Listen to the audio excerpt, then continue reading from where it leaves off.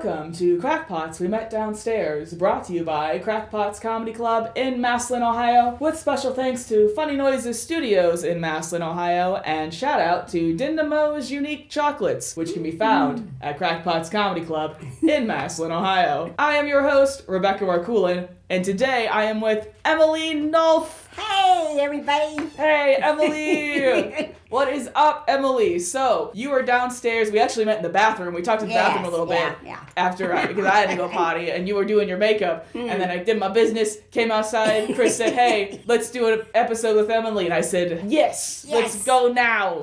So we did. Well, you said go now. I asked. I was like, do you want to do it now? Do you want to do it after we eat? She's like, podcast now, which is good. I love the enthusiasm.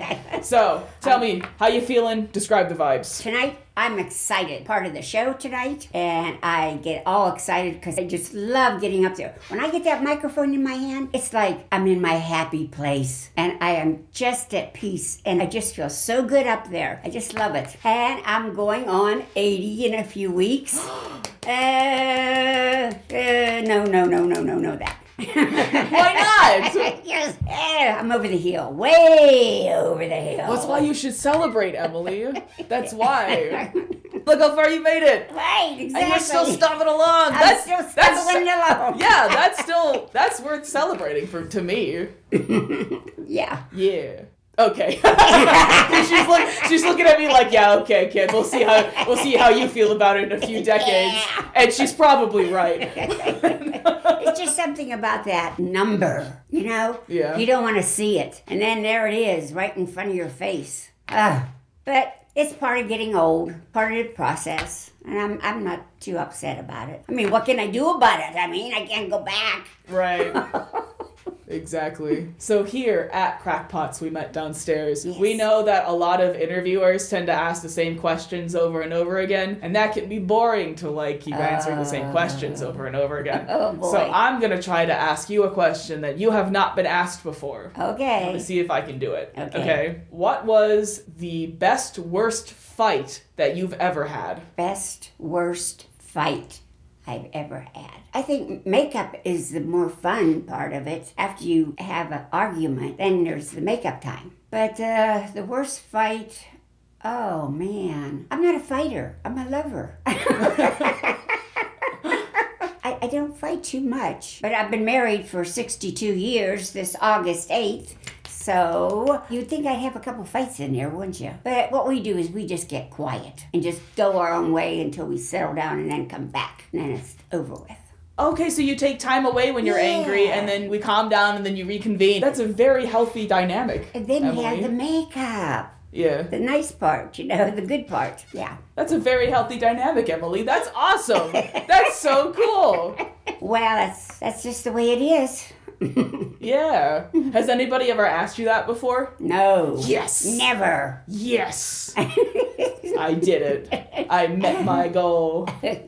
So how long have you been doing comedy, Emily? Okay. I've been doing comedy in our little town of Oroville, Ohio. They had a theater, and I met Chris Kettler there, and we did some shows together, some plays. And when it closed up, Chris suggested that I go do something else. And I didn't think I was worthy of it, but he invited me to a show one night he was having, and he asked me if I wanted to go up. Well, I had no material, nothing. But after everybody was done, I says, Chris, I want to go up. And when I put that microphone in my hand, it was like, baby, you're home. You found your nick where you're supposed to be. Well, no, it's nook, isn't it? Yeah.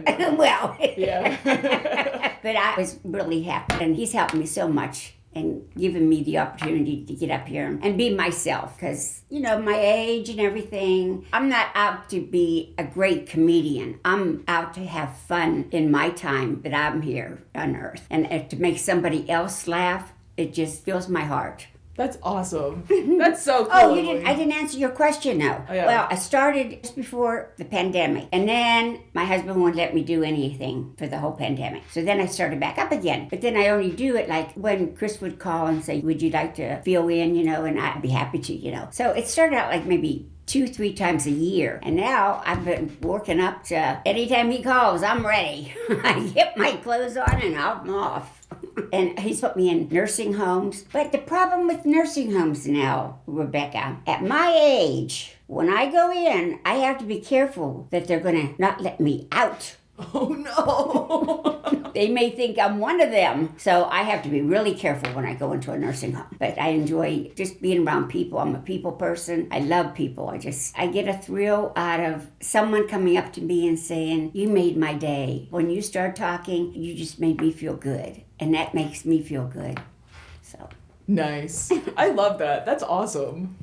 Yeah, I think a lot of comedians like brightening up people's day, and then sometimes the stand-up can brighten up their own day as well. Right. Yeah. Because, sometimes stand-ups, they might be having a bad day, and they might be having a rough time, and nobody knows what's beyond them making you laugh. Sometimes it's a struggle because they're going through something. But when you just put it out there for the audience and just hope that everything's going to come out the right way, like, why wouldn't it?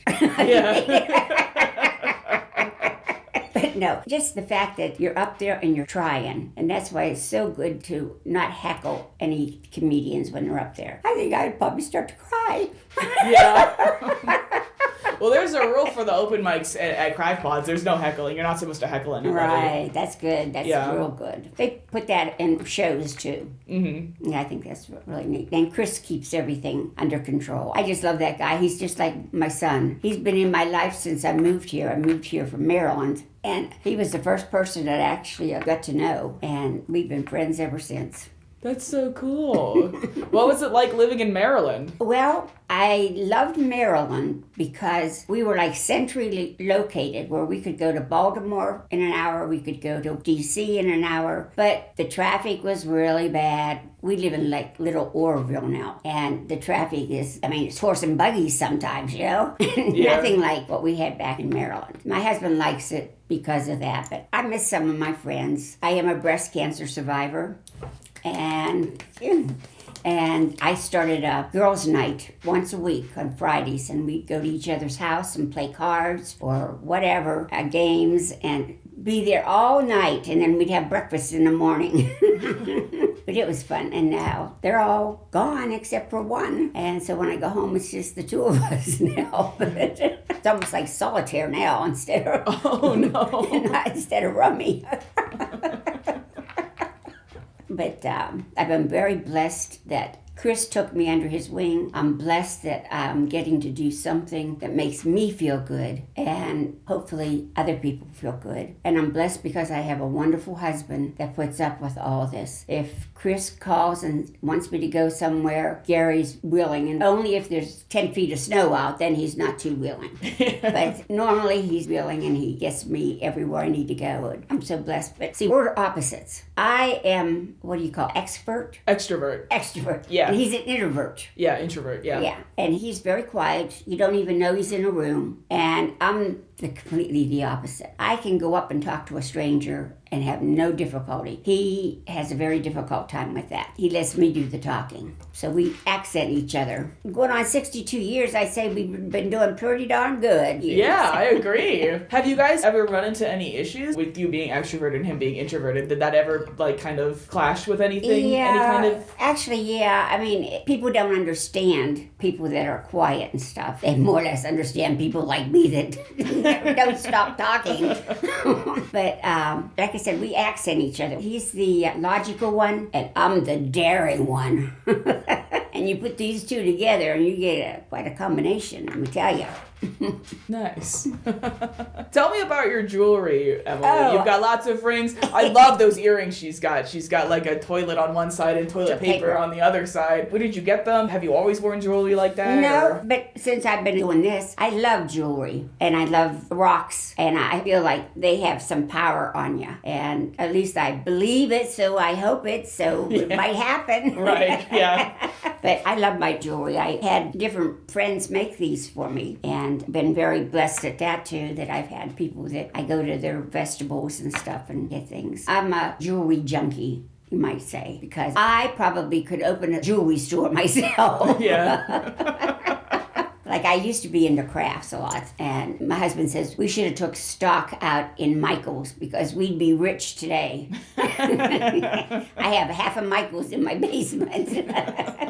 A lot of crafty people, they keep a lot of materials and stuff. Some people have like a whole room dedicated to it. Yeah. Yeah. What's the strangest thing that's happened to you at a jewelry fair? Well, I try to have them come down in their price. And some people don't like that. But, you know, if you act like you're going to walk away, then they'll say, well, maybe we could do this or that. And then I don't know, the strangest thing, though, I just love going to the jewelry fairs. We go to all of them in the summertime. Whatever one's going on, we go to. And that's all I can think about as far as that question. You have anything else? Well, you say you like to haggle for prices. Has anything strange happened while you were haggling? No, but maybe somebody else comes up and takes it over me because they're willing to take the price, and I don't get it because I try to get it cheaper. But you know, you get what you pay for. Now, these are real stones, and there are fake ones out there, but you got to know what you're looking for and what they are. And the person that's making them, they have knowledge of what. I always like to buy these books too. Always has the best books for crystals and all that stuff. And I even bought a drum. Oh, okay. One of those, like, what are they called? Prayer drums or something? One of those? Okay. I bought a drum, and I bought all this stuff to meditate, but I haven't meditated yet. Mm-hmm. But the jewelry, I'm supposed to set it around different ways and stuff. And were you always into crystals, or is this something that kind of developed over time? It kind of developed when I moved here. My daughter was into them, and she got me interested in them because I didn't know anything about crystals. And then when we went to a couple of the fairs, and people would tell us all these different things that they were used for and stuff. So we just keep our eyes open and try to get as many crystals as we can. It cleanses you. You know, it's like, I don't have my white one on tonight, but I have a white crystal with, it's, It's a what? It's interesting to wear them because your body does feel different when you're wearing them. Maybe it's your mind over matter thinking these things, but it works. I mean, as long as it works, why not? So what crystals do you wear for what kind of days? Is there a specific crystal you wear when you go on stage? Like, hey, this is going to help me with my confidence? Is there one that you go when you're like at the grocery store or something? Well, this one has them all. Different ones in there. Okay. So I wore them tonight to cover all my steps here. But now this one is an arrowhead, and it's actually a fossil. Oh, interesting. And yes, a friend of mine made this for me. I really love it. I wear that for good luck. And these I just got, so I don't know what they are, but they're pretty. To me, if it's pretty, I don't care what it is. My daughter, she knows. I mean, she just bought me a crystal book. It's really, really good because it shows the crystal and it shows the colors that they come. Oh my gosh. Oh, why did that happen? Oh. That's all right. I'm so sorry. It happens. No, and I interviewed Trevor Scott, and his phone also went off during the podcast. Oh, he's a doll. All these people that I have met, I have been so blessed because they all have taken me under their wing, more or less. I'm their grandma. I'm supposed to be the sweetest little grandma. See, they don't really know the real me behind here. I can act, so they don't really know me. Are you going to drop the facade tonight? Are we going to see the real Emily Nulph? I don't know. You might. You might not. We just have to see what happens. Right. So come on out. Yeah. Well, this episode is pre-recorded. But Emily, you come here a lot. Sometimes, yeah. And like I said, if I'm not here for a couple months or a month or so, then I call and say, could you squeeze me in? I just need to get up there for a little bit. He's a doll. He makes way for me. You don't say no to your grandma now. Come on. Right, yeah. What kind of privileges have you been able to exploit with your grandma powers? Well, they help me up the stage. Sometimes I really can't get up there, but they're really nice about taking care of me. And Trevor asked last week, you need a chair? After I got up there. But, I mean, they sort of treat me special. I feel like it, and it's nice. Because all these kids are like my family here. I just love all of them, and I'm getting to know more of them because the ones that have been here for a long time are drifting out in the world and different places, and I miss them. That's why I like to come to Krackpots because it feels like I'm coming home. When I go to a different place, I feel shy, believe it or not, and backward because I don't know anybody, you know, and we were at a theater, and I always get there early. I'm an early person. And they didn't even know I was part of the show. Everybody was going by. And I stood up, and he says, oh, you're part of the show? I said, yeah. Oh. So that's funny though. That's funny. When I would go up on stage, there was one specific place, not here, but when I first got back from my hiatus, and for the first couple of weeks, they would misspell my name on the list, so I had to bring a pen so I could scratch it out and write it correctly. It was so funny. I'll tell you one funny thing that happened. Chris had us at Jillian's in Akron, I think it is. And the stage, it's a big get up there, and there's no steps. So I told Chris, I said, now you be sure, Chris, you come and help me. And they introduced me. Well, Chris got busy. He forgot about me. And I'm going like this. Come on, Chris. So he finally comes, and he almost knocked me on the stage. Oh, no. He pushed me out. Oh, no. And then last week, I started to choke because I drink a lot of water. And the water went down the wrong pipe. And I started to choke. And my eyes were watering and everything. And they thought it was part of my act. Oh, no. I said, I am choking.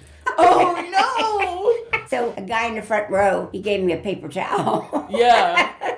And then I was okay. But it was so funny because, I mean, they didn't know whether it was real or not. And it was. But that means you're good at it, though. Like, that means you're good at your job. No, seriously, if you mess up your set, but then people are thinking, oh, it's part of the set, that means you're a good comedian. Oh. That means you did a good job. Good, thank you. Yeah, I'm glad you're okay, though. That's scary. That has to be scary, like, choking on stage. I mean, Like, that's gotta be. My husband wasn't paying attention. Oh, no! He was back there filming it, you know. Not the husband. Oh, no. It went well.